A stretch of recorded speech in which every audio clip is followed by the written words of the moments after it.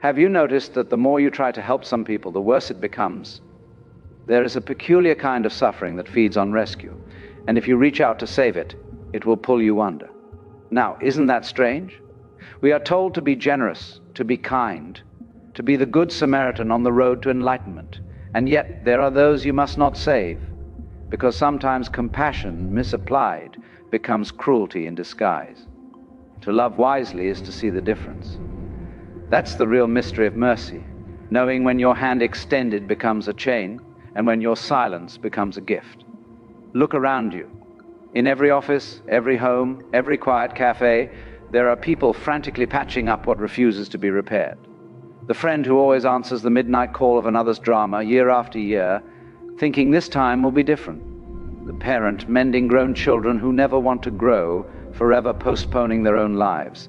The lover who mistakes suffering for devotion, believing that pain is proof of depth. We mistake interference for love. We've been taught that kindness means stepping in, that compassion requires constant action. But nature does not meddle. The mountain does not rush after the rock that rolls from its slope. The moon does not shout at the tide that retreats. The clouds never apologize for rain, nor does the sun chase shadows to convince them of light. There is a brilliance in that detachment, a silent compassion that allows everything its own becoming. The tree does not instruct the acorn on how to split open. The cocoon does not apologize to the butterfly for being tight, and that, you see, is the secret. Sometimes the most loving act is to let the storm be a storm, to let the winter be cold, to let the lesson arrive in its own time. Now, human beings, for all our good intentions, have a curious itch. We like to play God, to rearrange people, to manage their fates, to polish their souls until they shine the way we think they should. But you cannot make a wave hold its shape, and you cannot teach a cat to bark. Each thing lives by its own pattern of energy, its own inner blueprint. Try to impose your will upon it, and suffering follows for both of you. So much of our help is vanity wrapped in virtue. You think you're playing the savior, but you're only feeding the very delusion that makes another suffer. They get to avoid responsibility, and you get to feel important. A perfect transaction of unconsciousness, a dance of mutual avoidance. But this is the trap, for there are souls trapped, not because they cannot rise, but because they will not, and to help them is to be trapped with them, to enter their dream and forget it's a dream. There are 6 kinds of people like this, very dangerous, not because they are evil, but because their illusions are contagious, their stories seductive. You must love them, yes, but from a wise distance. Like admiring fire from afar, you can appreciate the light without burning your hands. I once knew a young monk, earnest and pure-hearted.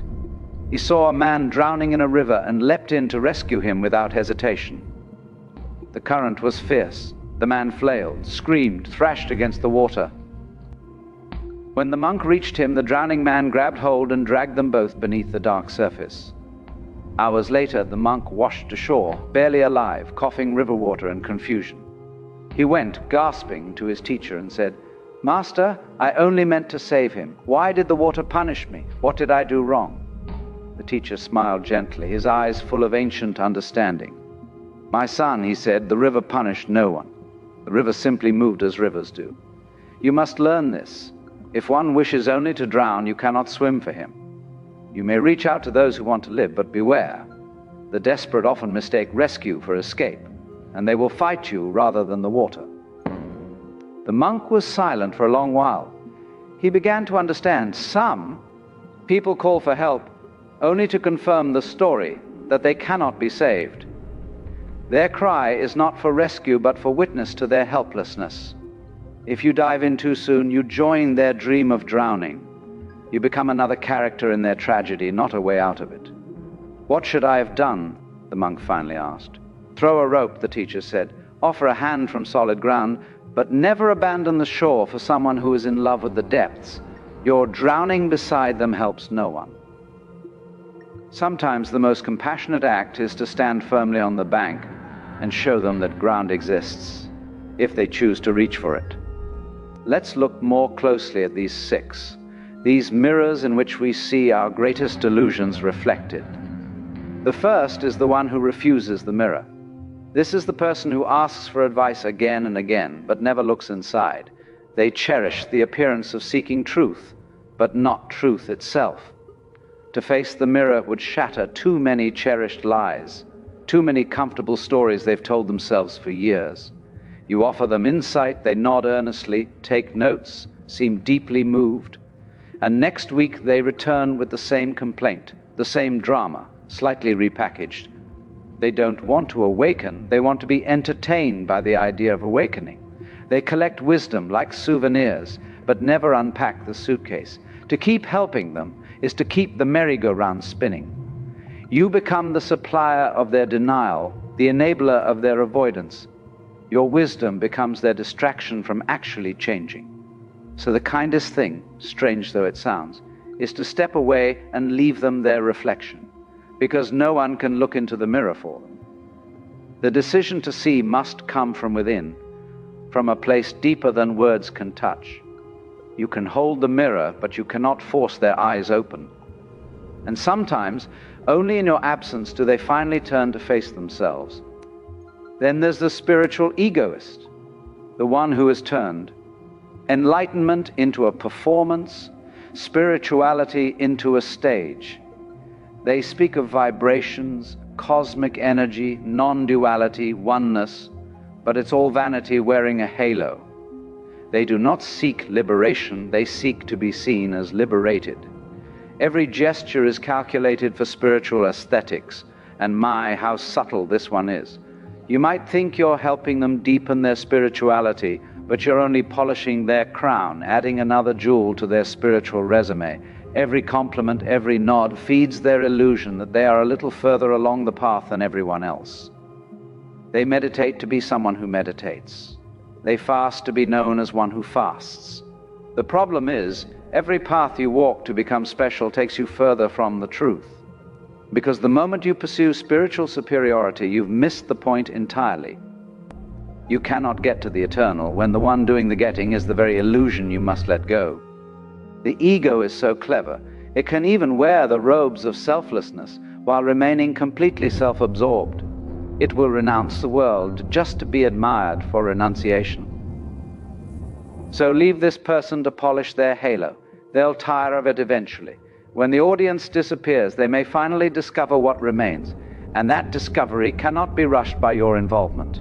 You know the third one well, the Martyr of Control, the one who insists on holding the world together at any cost. I'll do it, they say. Don't trouble yourself, I'll carry it all. It sounds noble, sacrificial, even loving, but it's a disguise for fear.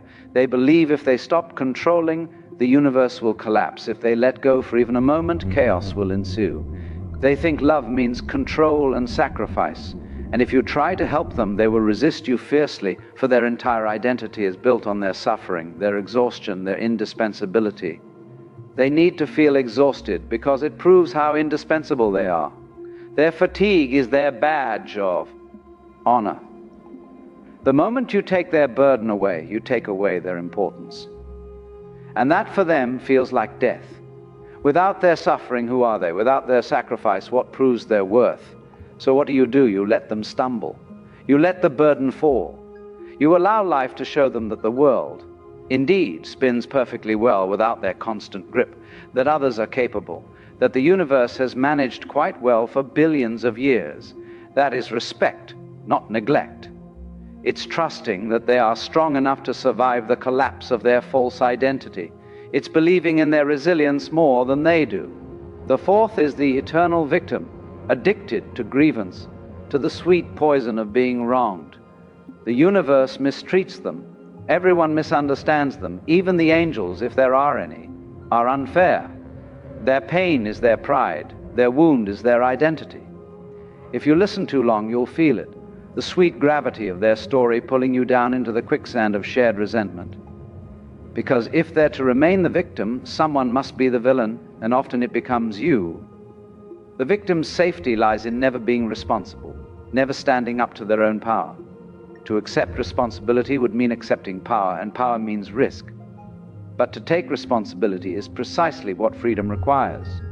So when you try to help them, they'll secretly hate you for suggesting that they are not helpless. You threaten the very story that keeps them alive, the narrative that makes sense of their suffering. You become the enemy by offering them agency. Love them quietly, compassionately, but do not fight their battles. Do not rescue them from dragons they've befriended. Their liberation must come from within, when the story grows too heavy to carry, when the cost of victimhood exceeds its comfort, and that moment cannot be scheduled by you. The fifth one is trickier still, harder to spot. The manipulative helper, who seems like a shining angel. Compassion, always ready, always generous, the first to volunteer. But underneath, there's a secret bargain. They help because they must feel needed. They heal because they cannot bear to face their own wound. By focusing on everyone else's pain, they avoid their own. By keeping others dependent, they stay important, necessary, irreplaceable. And by always giving, they never have to receive, and therefore never have to risk vulnerability. Giving keeps them safe. Receiving would crack them open.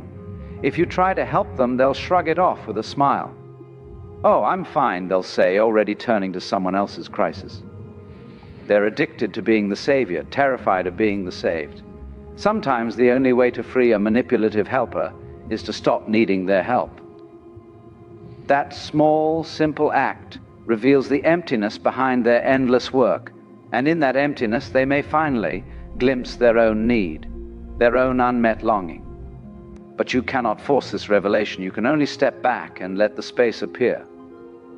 The final one is the illusion chaser, always searching, never arriving, perpetually one step away from the answer. They seek truth as an escape from themselves, not as a return to themselves. Perhaps through substances, perhaps through endless philosophies or gurus, or through the glittering promise of the next high, the next revelation, the next transformative experience. They don't want to be free.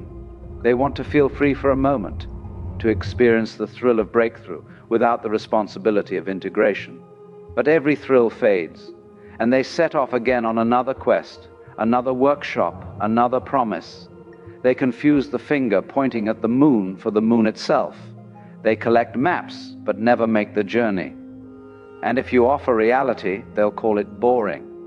They mistake stillness for stagnation, peace for emptiness. You cannot help them by feeding more illusion, by offering another exciting concept. You can only hold silence, embody groundedness. For one day the chasing exhausts itself and they collapse into the truth that was never missing, the peace that required no journey. But that collapse cannot be forced. It must ripen in its own time. You see, these six are not simply out there. They live in you, in me, in all of us. There's a part of you that refuses the mirror, that prefers comfortable lies to uncomfortable truths. A whisper of spiritual vanity, comparing and measuring. A little martyr who wishes to control, who believes you must do it all. A wounded victim protecting its grievance, unwilling to let an old story die. A subtle helper craving to be needed, afraid to be vulnerable. And yes, the dreamer chasing another tomorrow, another fix, another answer outside yourself. We are all, in our own ways, dangerous to be helped. Because true help can't come from another. It comes from the dissolution of the self that demands it. The challenge is not to reject these types in others, but to see how they appear in you and smile gently with compassion. To recognize the mask is to step off the stage. Then you can love without interfering, give without losing yourself, and walk among storms without being drenched. Now, when you really understand this, compassion transforms. It's no longer the trembling urge to fix, the anxious need to make everything okay. It becomes the clear, steady flame of awareness, burning without consuming. You do not shut your heart. You simply stop throwing yourself into rivers that do not wish to be crossed. You listen but do not drown in another's narrative. You smile but do not perform rescue. You care but you do not cling to outcomes. The greatest service you can offer is the example of your own presence, the stillness that says, you too can rest here when you're ready, but I will not drag you to peace. When you love with awareness, you liberate both of you. Because the goal of compassion is not to keep someone comfortable in their cage, but to remind them that the door has never been locked, that freedom is always available, always waiting. You become a living reminder of what's possible, not a mechanic of souls. Picture yourself standing beside a wide sea at twilight. The waves rise and fall, glimmering with the last trace of the sun. Each wave seems separate, alive, and in peril, crashing, vanishing, being born again. Do you rush to save each wave from dissolving? Of course not, because you understand that the wave is never lost, only returning to the water it has always been. The wave was never separate from the ocean, even in its rising. So it is with these people and with you. Each must find their own way back to the ocean, their own path home. You can point, you can watch, you can love, but you cannot swim another's tide. You cannot breathe another's breath or dream another's dream.